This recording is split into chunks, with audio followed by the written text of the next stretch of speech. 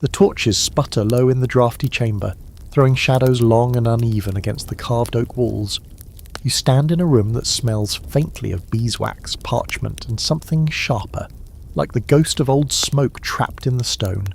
Here, Elizabeth Tudor, daughter of Henry VIII and Anne Boleyn, sits cloaked not only in her velvet robes but in the aura of rumour that has never faded.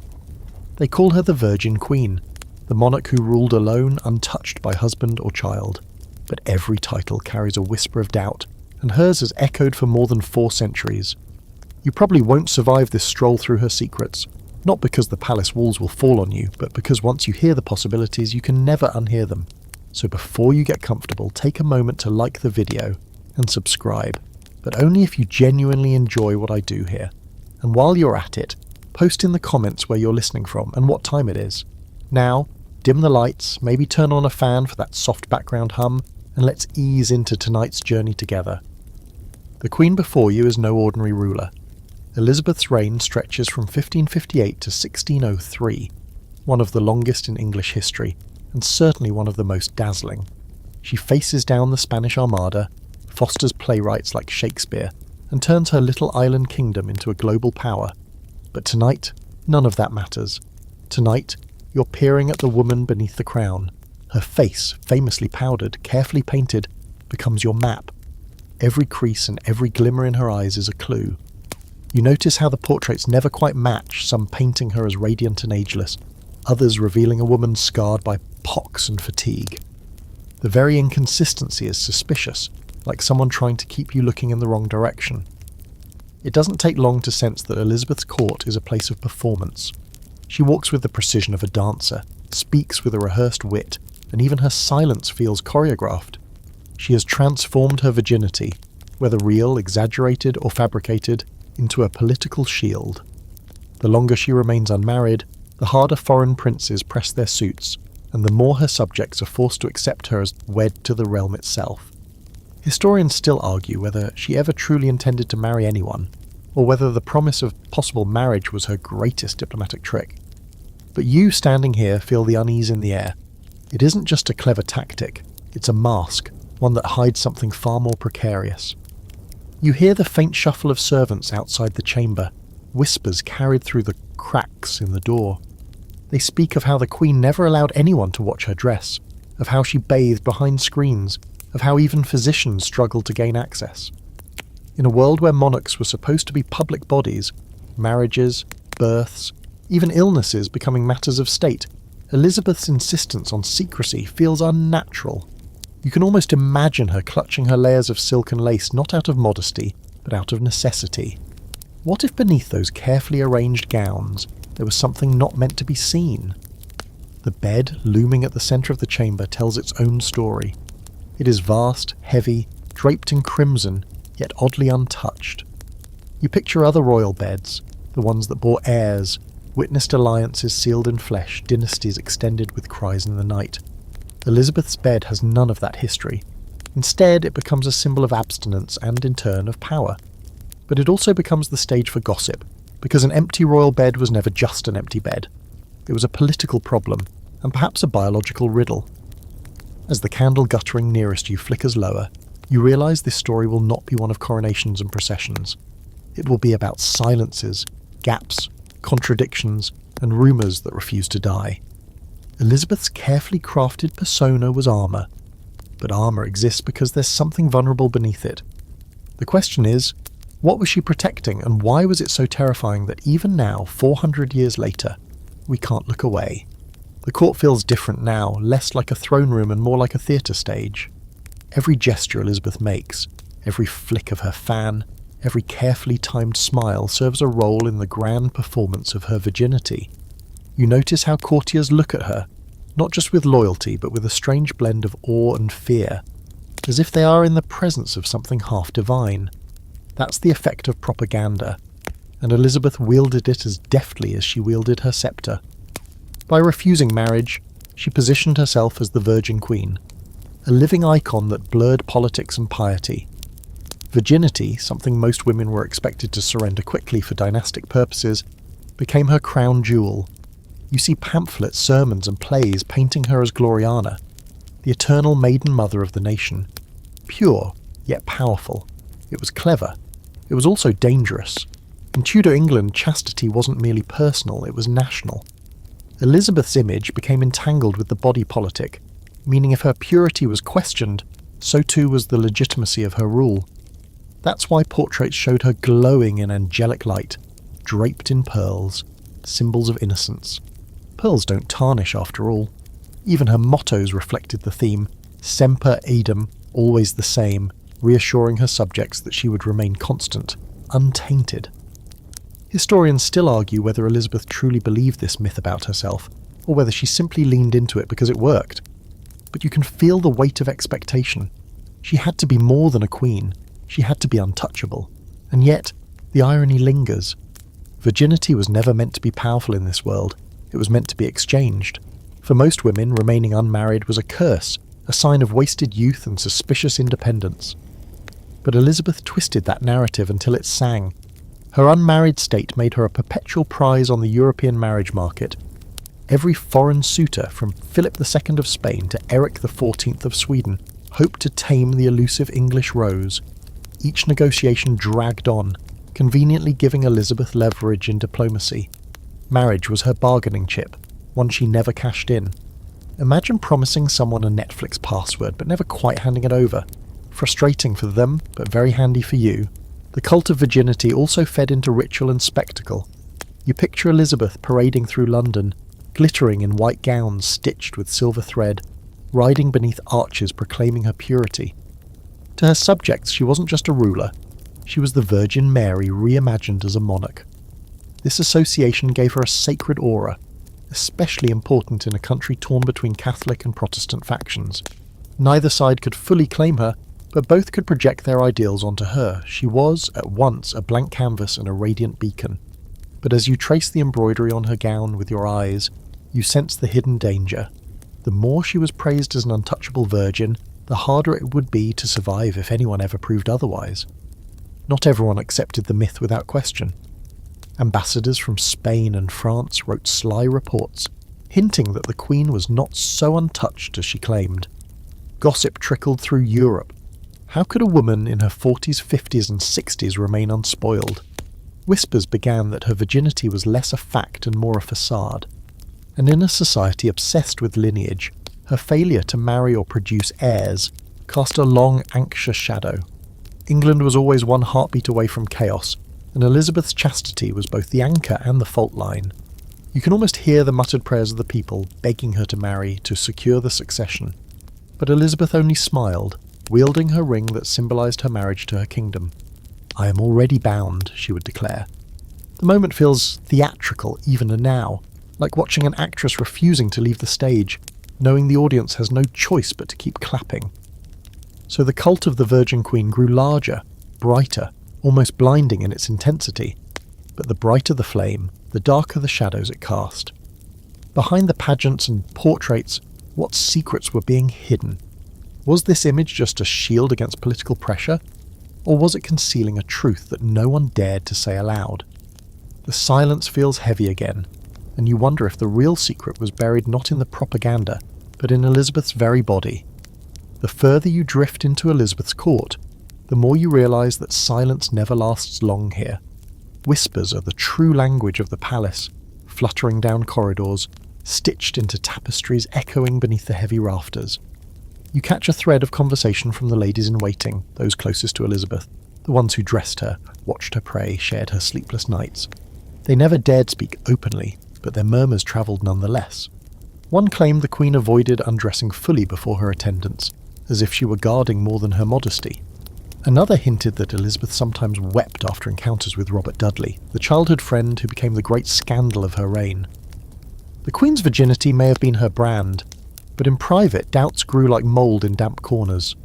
Ambassadors fueled the gossip too, scribbling coded reports back to Madrid, Paris or Rome. Some described her as chaste and disciplined, others as dangerously familiar with Dudley. One French envoy even suggested she had the heart of a man in the body of a woman, a comment you can't help but take two ways. Was he praising her political cunning or hinting at something far stranger about her body? Historians still argue whether such lines were metaphor or insinuation, but in the candlelit quiet of the court, double meanings stuck like burrs. The courtiers loved nothing more than speculation, especially when their queen refused to give them certainty. Dudley's wife, Amy Robsart, conveniently died in 1560, found at the bottom of a staircase with a broken neck. Was it an accident, a suicide, or murder staged to clear Dudley's path to Elizabeth's hand? The question haunted England for years, fanned by gossip that the Queen and Dudley were already too close. You can almost see the noblemen leaning against the stone walls, trading theories like schoolchildren whispering ghost stories. One says Elizabeth sneaks Dudley into her private chambers. Another swears she avoids him in public precisely because she loves him too much. The truth dangles forever out of reach, and that uncertainty becomes its own form of power. And yet, amid all these rumours, there was a peculiar restraint.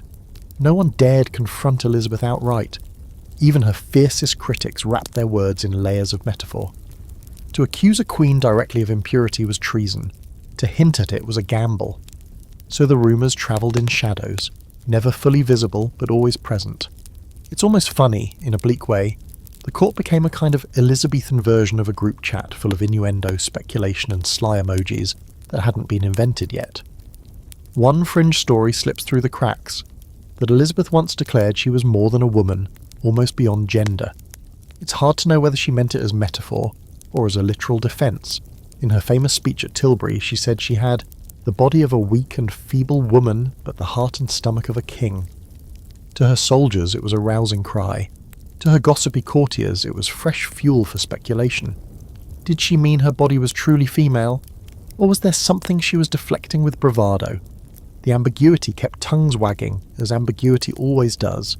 Sometimes, though, the rumours grew sharp enough to wound. Foreign pamphlets mocked her as barren, unlovable, unnatural. Enemies painted her as a witch, or even as a hermaphrodite. You lean closer to one of these pamphlets now, its ink faded but the venom still legible. The idea wasn't just to insult her, it was to undermine her authority. If Elizabeth was not truly a woman, not truly a virgin, or not truly capable of bearing heirs, then her rule could be cast as illegitimate. Her enemies didn't need to prove it, they only needed people to imagine it. Yet Elizabeth endured, weaving the whispers into her tapestry of control. She played coy when asked about her chastity, sometimes smiling, sometimes snapping. Her evasiveness only deepened the mystery. It's as though she realised something essential. The more people talked about her virginity, the less they focused on other weaknesses, like the shaky economy, the religious divides, or the threat of foreign invasion. Still, you feel a prickle along your neck. If so much energy was spent protecting this secret, doesn't it suggest there was something truly worth hiding? Something so unsettling that the Virgin Queen's cult wasn't just propaganda, but a smokescreen? The murmurs fade as you step away from the courtier's alcove, but the questions linger. What was happening behind those thick curtains, those locked doors? What was whispered in the chamber where no ambassador, no chronicler, no servant dared enter? You realise you've only scratched the surface of Elizabeth's silence, and silence in this court always hides something. You drift deeper into the Queen's world and the whispers give way to something heavier, the sense of a body carefully hidden. Elizabeth's reign might be remembered for her speeches and battles, but the reality of her physical self was always a matter of curiosity and concern. In an age when kings flaunted mistresses and queens flaunted heirs, Elizabeth's body became a puzzle people desperately tried to solve. The puzzle pieces, however, are strange ones. Reports of illnesses, obsessive beauty routines, and an almost pathological secrecy about medical care. You can feel it in the air of her private chambers, the way attendants are dismissed at odd hours, the way physicians emerge pale-faced after consultations. Something isn't adding up. Take her sin, for instance. In the early years, Elizabeth was praised for her fair complexion, a feature associated with nobility. But after a devastating bout with smallpox in 1562, her skin was left scarred. Instead of retreating, she built a new armour. Layers upon layers of lead-based white paint topped with rouge. From a distance, she glowed with unearthly radiance. Up close, the makeup cracked, toxic and heavy. You imagine her face each morning brushed, powdered, repainted like a canvas that could never again be bare. It wasn't just vanity, it was necessity. In her time, a queen's face wasn't personal, it was political propaganda. Historians still argue whether she was hiding scars alone, or whether the paint concealed something far stranger. The cosmetics themselves left their mark. Lead poisoning creeps slowly, sapping energy, thinning hair, loosening teeth. Later accounts describe Elizabeth losing clumps of hair, hiding bald spots under elaborate wigs. One ambassador wrote that she had more hair on her chin than her head. Was this simply age catching up to her, or was it a sign that something in her body was different from the start? The fringe rumour that Elizabeth may have had an intersex condition has always been dismissed as scandal-mongering, but when paired with her obsessive secrecy, it starts to feel more like a whisper worth listening to. Then there's her refusal to be examined. Physicians were rarely allowed full access. Even when illness struck, they complained of being kept behind curtains, forced to diagnose through words rather than sight. Imagine being a doctor told to cure a queen without ever touching her, like trying to fix your phone with the case glued shut. The secrecy was deliberate, and in a world where royal bodies were often public property, Elizabeth's guardedness was unprecedented.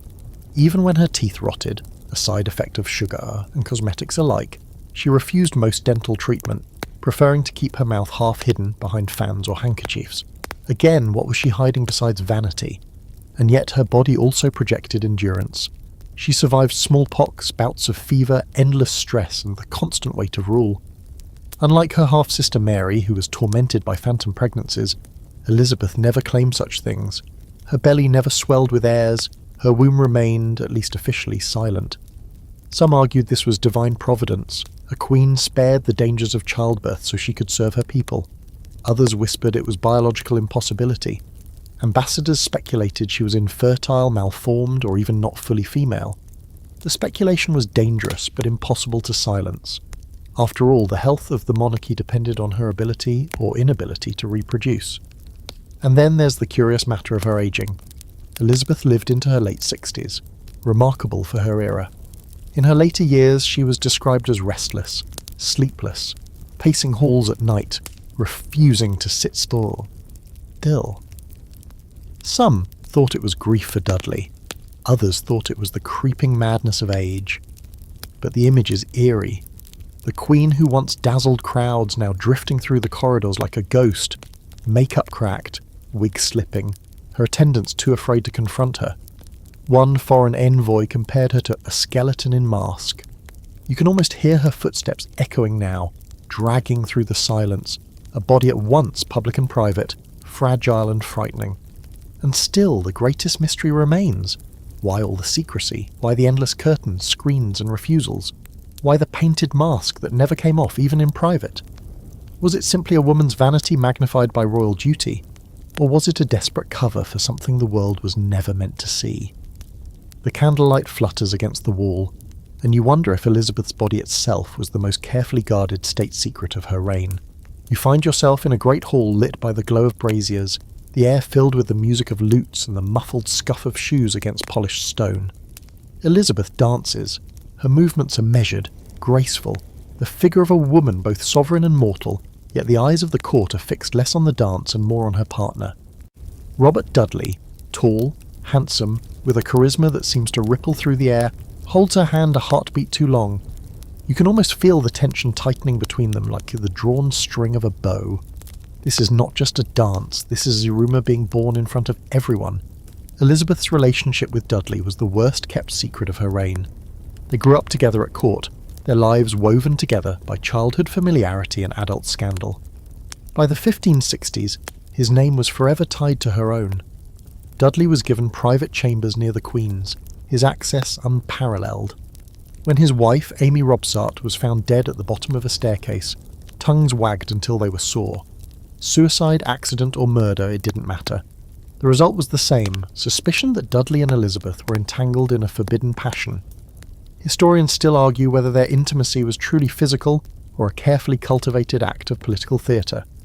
But when you see them dancing, you can't help but think the chemistry is too strong to be faked. Other names drift through the air like motes of dust. The Earl of Essex, fiery and reckless, rumoured to have spent long hours in her private chambers. The Duke of Anjou called her Frog, with whom she teased the idea of marriage, though it never came to pass. Each man became both a suitor and a weapon, tools in Elizabeth's never-ending game of balance. She dangled her hand in marriage like a lure, keeping France and Spain and the nobility forever on edge. But behind the game, the question burned hotter. Was the Queen truly untouched? Or did these men slip past the walls she built around herself? One peculiar tidbit surfaces in the gossip. Elizabeth's ladies-in-waiting often reported that the Queen became furious when any of them married or grew pregnant. She dismissed them, shamed them, or treated them as traitors. It was as if the natural progression of womanhood, love, sex, childbirth, was an offence against her cultivated image. Was it jealousy? Fear of exposure? Or was she reminding everyone that her body was not theirs to compare? The Virgin Queen could not risk looking less pure than the women who surrounded her. Still, the rumours about Dudley grew persistent. Foreign ambassadors whispered that they were secretly wed, or that they shared a bed while the rest of the palace pretended not to notice. Some even claimed Elizabeth bore his child in secret, hidden away or perhaps lost in infancy. Theories multiplied like mushrooms in the dark, fed by secrecy. Was it possible? Or was it all just the fevered imagination of rivals desperate to sully her reputation? And yet, Elizabeth's brilliance lay in her refusal to clarify.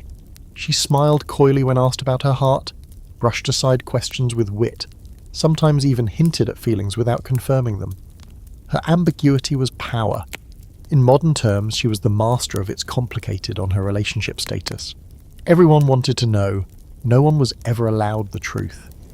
But you sensed that beneath the calculated game, something real pulsed between her and Dudley. Too many glances lingered. Too many nights were whispered about. If Elizabeth did allow herself even a sliver of personal passion, it was with him.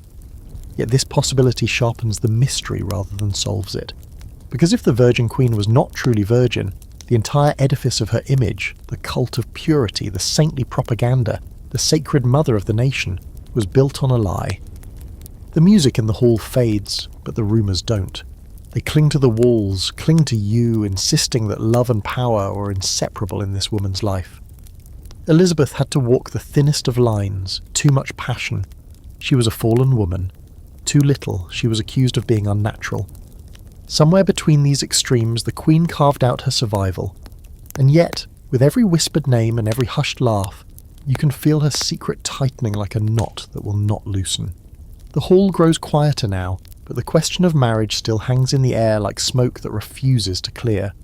Every monarch of Europe seemed to measure Elizabeth's worth in terms of her wedding prospects, and every councillor in England begged her to secure the throne with an heir. Yet she never did.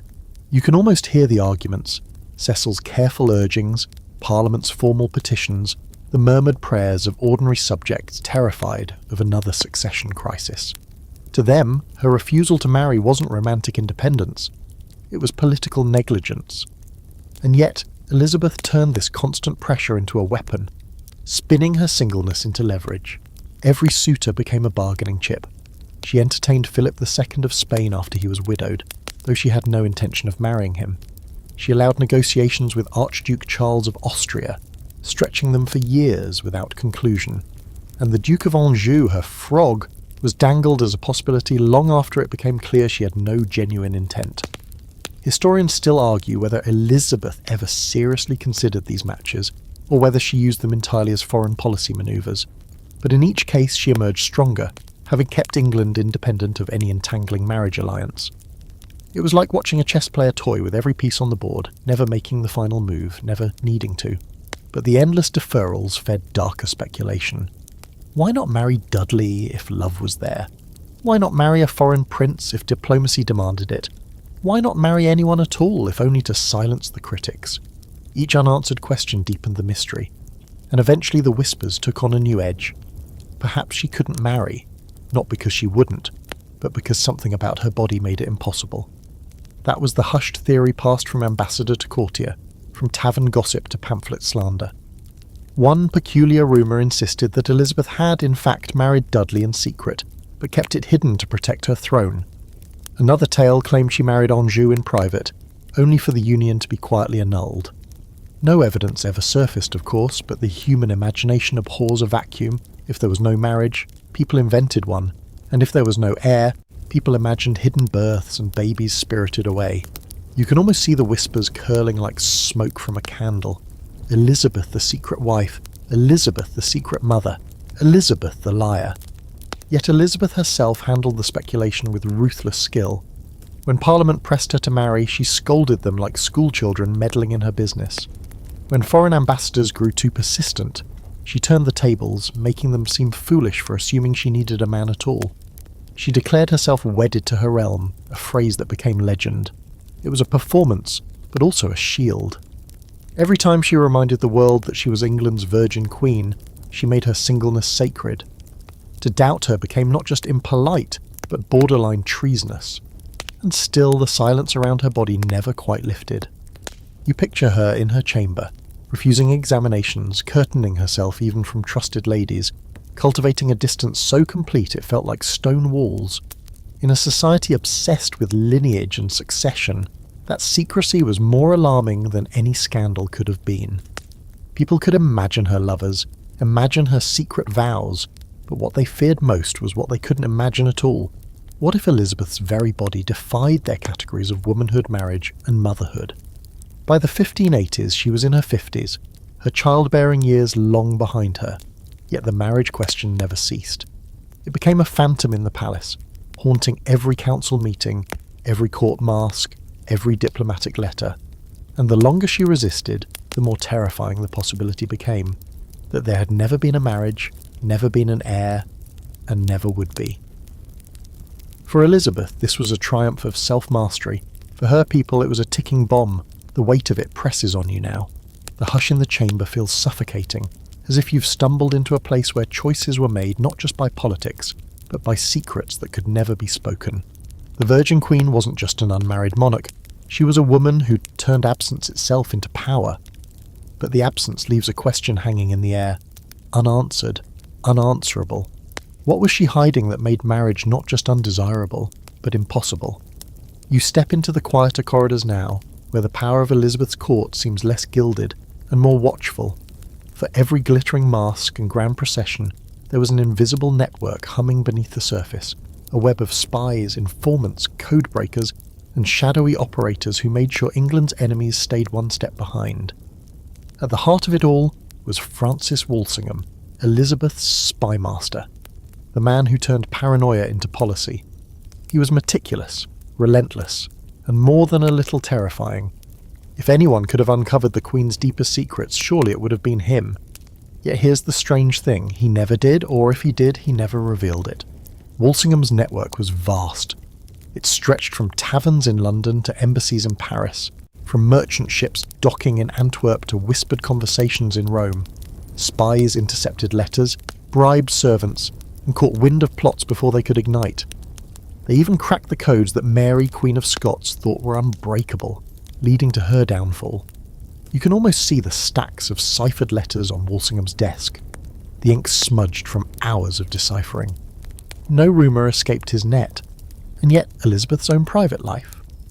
That remained curiously untouched.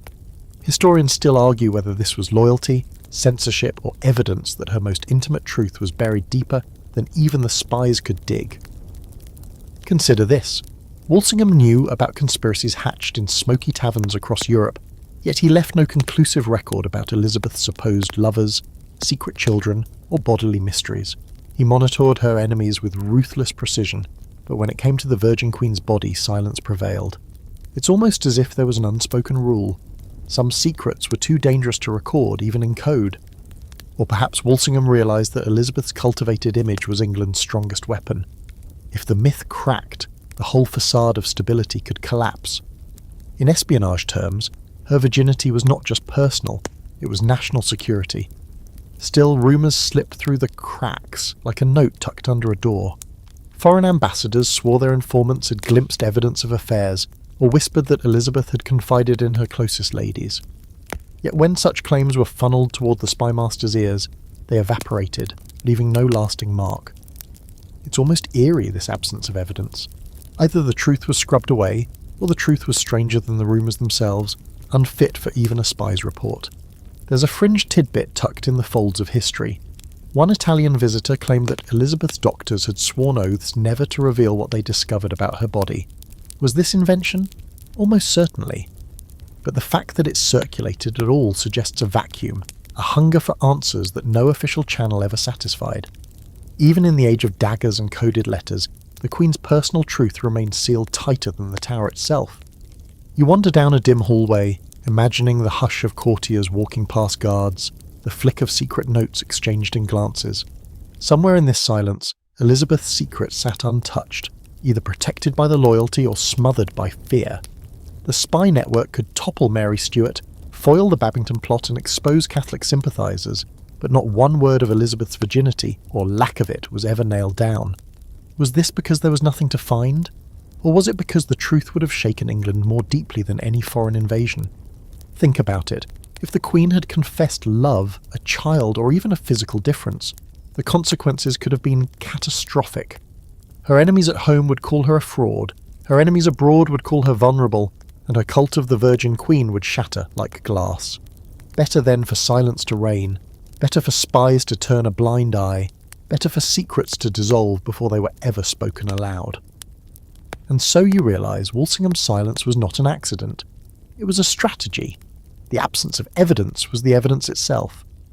By keeping her body shrouded, Elizabeth didn't just protect her throne, she turned her most intimate secret into the greatest unsolved mystery of her reign. You can feel the tension now, the realisation pressing in. If the spies couldn't or wouldn't reveal the truth, then what Elizabeth was hiding must have been more terrifying than any conspiracy they ever uncovered. The air grows heavier as you step into the Queen's privy chamber, the innermost sanctum where even whispers seem to hesitate. Here the physicians tread softly, their words careful, their glances more nervous than you'd expect from men trained to confront plague and fever. Elizabeth's body was not only her own, it was a matter of state, and yet, when the doctors wrote their notes, they avoided detail, cloaked their observations in vague language or left them unwritten altogether. That silence alone is telling. Elizabeth was no stranger to illness. Beyond her childhood fevers and the smallpox that scarred her face, she suffered strange ailments later in life, swelling of her limbs, recurring headaches, and an odd resistance to sleep. Foreign observers commented on her frailty, while English courtiers insisted she was strong and tireless. The contradictions pile up until they feel suspicious. Historians still argue whether these conflicting accounts were simply propaganda at work, or whether they were the result of physicians deliberately disguising something extraordinary. There is one tidbit you can't shake, a report that Elizabeth's physicians, when pressed, admitted they were forbidden from examining her fully. They treated her from a distance, feeling pulses through sleeves, listening to complaints without ever being allowed to verify. In a time when royal births were witnessed by multiple attendants to ensure legitimacy, this restriction seems bizarre. It suggests not modesty, but strategy. What was it Elizabeth didn't want them to see? The rumours that grew from this silence were startling. Some claimed Elizabeth was infertile from birth, her womb absent or malformed. Others whispered she had been injured young, perhaps during her mother's downfall or later imprisonment, leaving her unable to bear children. And then came the darkest possibility, that Elizabeth was intersex, born with ambiguous anatomy that her court had concealed for decades. You stand in the chamber, staring at the heavy curtains, and you can almost feel the weight of that possibility pressing against them, as if the truth were hidden behind fabric and silence alike. Fringe writers added fuel to this, though their accounts wavered between slander and curiosity. One Italian rumour suggested the Queen's body had been examined after death and found unwomanly. Another pamphlet hinted she had more masculine traits than was proper, pointing to her baldness and the reports of hair on her chin. Were these the exaggerations of enemies, or distortions of something real? The line between smear campaign and suppressed truth is impossibly thin here, but perhaps the most telling detail is how Elizabeth herself spoke of her body. In her famous Tilbury speech, she claimed to have the body of a weak and feeble woman, but the heart and stomach of a king. To most, this was inspiring rhetoric.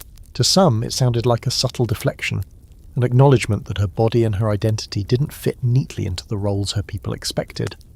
Whether intentional or not, the line became one of the most quoted in history, a window into how she wanted to be seen, more than a woman, almost beyond gender. And still, the doctors kept their silence. No autopsy was recorded after her death. No definitive medical descriptions survive. Compare that to other monarchs whose bodies were catalogued, their causes of death documented in meticulous detail. With Elizabeth, the record ends abruptly, as if the story of her body was one secret too volatile to preserve. The absence is almost louder than any testimony could have been. You stand now in that chamber, the candlelight trembling, and realise the silence of her physicians wasn't ordinary. It was a pact. By leaving no clear record, they ensured her legend endured unchallenged, but at the same time they left behind a vacuum that conspiracies rushed to fill. Was the Virgin Queen hiding scars, infertility, or an intersex body? Or was she perfectly ordinary, her silence merely the product of a cautious woman who knew her world would weaponize the slightest flaw? The ambiguity itself is haunting, because the truth might have been simple, or it might have been the most terrifying secret of her reign. You move forward through time now, leaving behind the candlelit corridors of Elizabeth's court and stepping into the echo of her myth. For even after her death in 1603, the silence around her body did not fade, it multiplied. Instead of clarity, the centuries brought layers upon layers of speculation, each generation reshaping the Virgin Queen into something new. The official narrative painted her as Gloriana, the eternal maiden whose sacrifice of marriage secured England's destiny. But outside the polished histories, the gossip kept fermenting, seeping into plays, novels, and cheap pamphlets that loved nothing more than to pry at cracks in her image. In the Jacobean age, her successor James I had little reason to maintain her saintly aura.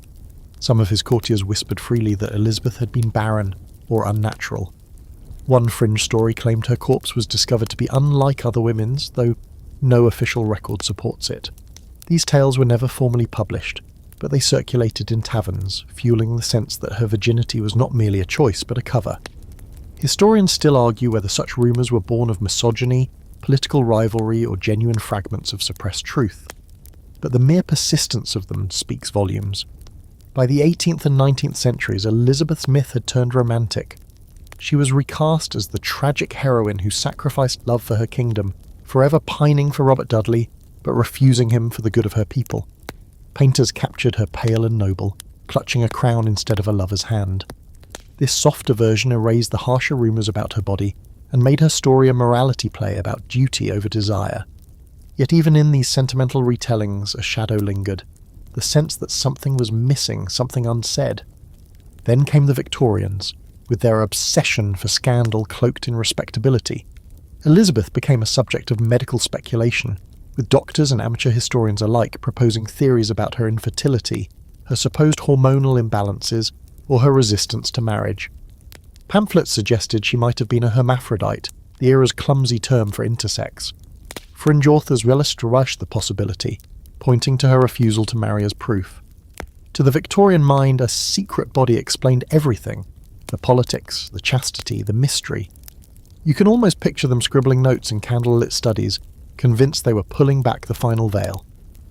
In the 20th century, as feminism reshaped historical inquiry, Elizabeth was reclaimed as a woman who defied patriarchal expectations, carving out her independence in a man's world. Scholars argued she had no need for marriage, that her virginity was not a burden, but a weapon she wielded to stay free from male control. Popular biographies painted her as shrewd, witty, and endlessly adaptable. Yet even then, the darker questions resurfaced. Could it all have been theatre? Was she hiding medical conditions, infertility, or an intersex body behind the mask of the Virgin Queen? The debate lingered like a splinter historians couldn't quite remove. And of course, popular culture added its own distortions. Films and television leaned into the romantic triangle of Elizabeth, Dudley, and Essex, presenting her as a woman torn between passion and power. Novels imagined secret children, clandestine weddings, or love affairs buried by politics. Even conspiracy theorists jumped in, inventing bizarre tales like the Bisley Boy legend, that Elizabeth died as a child and was secretly replaced by a male servant disguised as her for the rest of her life. Absurd, yes, but the fact that it persists shows the hunger for explanation. When a story leaves gaps, imagination rushes in to fill them. You realise now that Elizabeth's myth has never belonged entirely to her. Each era projected its own anxieties onto her body. To the Victorians, she was a failed wife. To early modern pamphleteers, she was suspiciously unfeminine. To modern feminists, she was a symbol of resistance.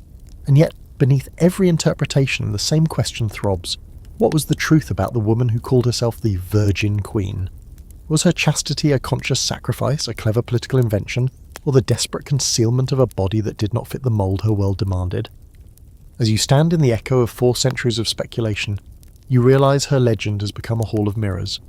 Each reflection shows a different Elizabeth. Saint, schemer, victim, heroine, fraud, and in the centre of it all remains a secret no one has been able to uncover fully: the silence of her doctors, the discretion of her ladies, the missing records of her death. Perhaps the Virgin Queen's greatest triumph was this: not that she ruled as an unmarried woman, but that she carried her secret into the grave, leaving history forever unsettled. The chamber you stand in now feels less like a palace room and more like a vault, airless, expectant, as if the walls themselves are holding back the final truth. You've wandered through Elizabeth's propaganda, her courtly whispers, her guarded body, her suitors and her spies, but here you face the darkest theory of them all. What if the Virgin Queen's greatest secret was not her chastity, nor her refusals, nor even her infertility, but her very identity? For centuries, rumours have circulated that Elizabeth's womanhood was never quite what it appeared to be. Some suggested she was intersex, born with both male and female traits, a condition her courtiers carefully concealed. Others pushed the wild Bisley boy legend, claiming that the real Elizabeth died in childhood and was replaced by a boy to prevent Henry VIII's wrath. The tale insists this disguised boy grew into the monarch we know, hiding his identity with wigs, makeup, and a convenient excuse of perpetual virginity. On the surface, it sounds ridiculous, like something out of a bad historical thriller. And yet, the legend refuses to die, precisely because the gaps in Elizabeth's story invite such extreme explanations. Think about the evidence. The refusal to marry, the secrecy around her body, the avoidance of examinations, the wigs, the cosmetics, the reported facial hair, the absence of heirs, the silence of physicians. None of it proves anything. Each detail could be explained by ordinary vanity, politics, or the simple misfortune of infertility. And yet, when woven together, they create a picture that feels unsettling. Historians still argue whether these oddities were coincidences magnified by gossip, or hints of a truth so destabilizing that the court chose silence over revelation. Imagine for a moment the terror such a revelation would have sparked in her lifetime. A queen revealed as not entirely female, or as an imposter, would have seen her throne crumble overnight. Rivals like Mary Stuart would have seized the narrative, foreign monarchs would have mocked England's legitimacy, and her cult of virginity would have collapsed in scandal. The myth of Gloriana, mother of her people, would have been shattered. If Elizabeth did carry such a secret, she had every reason to guard it with her life. And perhaps that's why her reign became a performance of distance, ambiguity and silence. But there is another way to read it. Maybe Elizabeth wasn't concealing a body that defied expectation. Maybe she was simply a woman who realised that marriage would strip her of power, childbirth could kill her, and intimacy could undo the myth she had built. Maybe the terrifying possibility is not that she was hiding something monstrous, but that she was hiding nothing at all, and that the world could never accept a woman wielding such power unless she cloaked herself in mystery. That too is a secret, one as chilling as any conspiracy. You feel the weight of the crown now, not on her head, but on your shoulders. The endless negotiations, the whispers, the makeup, the sleepless nights. Elizabeth wasn't just ruling a kingdom, she was ruling a story about herself, one that demanded perfection while threatening ruin if a single seam unravelled. Her true body, her true heart, may have been ordinary or extraordinary, but it was never allowed to simply be. It had to be legend. And that legend became the most enduring mask in English history. So here you are, standing at the end of the story, with no final revelation. The Virgin Queen remains a paradox, saint or schemer, barren or intersex, tragic or triumphant. The truth lies buried in her unmarked body, sealed away more carefully than the crown jewels. And that, perhaps, is the most terrifying secret of all, that even 400 years later, with all our scholarship and speculation, we still cannot say who Elizabeth truly was beneath the powdered mask. The silence wins, the candles flicker lower, the heavy stone corridors grow quiet, and the whispers you've followed all night finally dissolve into stillness. You feel the press of centuries around you, the uneasy blend of rumour and fact, but also the strange comfort that some mysteries were meant to remain unsolved. Elizabeth's secret, whether a body hidden behind silks or a choice etched in steel, has become less a riddle to be solved than a lullaby history keeps humming. It reminds you that power often thrives on silence, and that sometimes the most enduring truths are the ones that refuse to be pinned down. So let the image fade, the queen in her powdered mask, the empty bed, the locked curtains, the silver crown resting heavy against her brow. Let it blur, let it soften. Breathe slower now. Let the echoes of rumour drift away like smoke in the night. Whatever Elizabeth hid, it no longer matters. What remains is the stillness of history, the cool hush of stone walls, and the quiet knowledge that you've survived a journey many would rather not take. Close your eyes. Rest easy. The Virgin Queen's secret can wait another 400